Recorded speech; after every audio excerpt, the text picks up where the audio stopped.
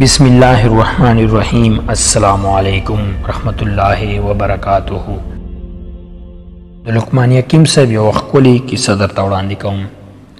کله چې لقمان حکیم صاحب لا سبق څخه فارغ شو او استاد یې ورته وویل لقمانه نن یو پسه حلال کړه او هر شی چې درته ښه ښکاره شو نو هغه ماته پوخ کړه. لقمان حکیم صاحب لاړ پسې حلال کړل او د هغه زړه او ژبه یې په غوړیو کې خسره کړل او استاد ته یې راوړل او استاد یې چې وڅکل نو ډېر زیات تعریف یې وکړ او لقمان ته یې وویل ته نیم کامیاب شوې. په بله ورځ استاد بیا لقمان حکیم صاحب ته وویل چې نن بل پسه حلال کړه او په هغه کې چې تر ټولو بد شی وي هغه زما لپاره پوخ کړه.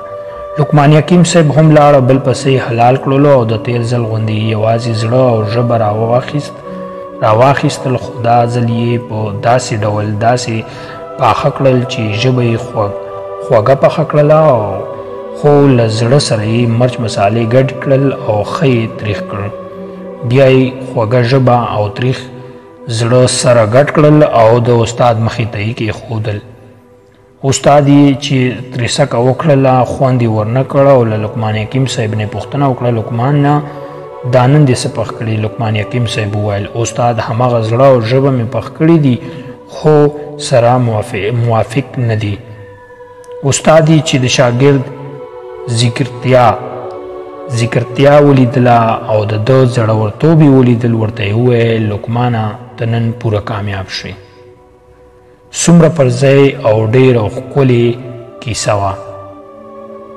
نو د کوم انسان زړه او ژبه چې یو وي دنیا به هم د هغه عزت کوي، خدای تعالی به هم ورڅخه راضي وي او د زړه او د چا زړه چې له ژبې سره موافق نه وي دنیا به هم بد ورپسې وایي، خدای تعالی به هم ورڅخه راضي نه وي او هغه انسان به خپله هم هېڅکله خوشحاله نه وي.